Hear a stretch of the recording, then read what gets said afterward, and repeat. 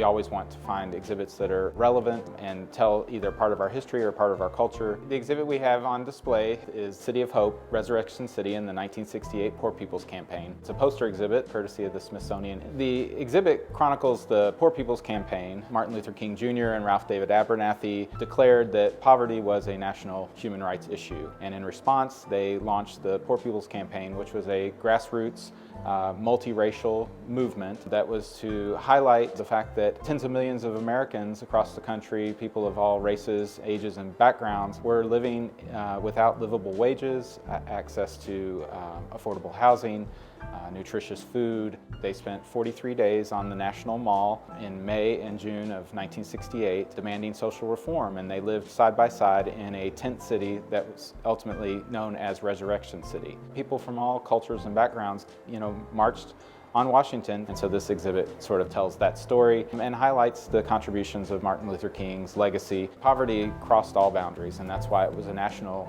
human rights issue. It wasn't just African Americans, it wasn't just one group, it affected everybody in America. Exhibits like this are important not only to remember our history and to honor Dr. King and his legacy, but to also remind people that these issues are still very relevant. They're things that we need to address in our city today.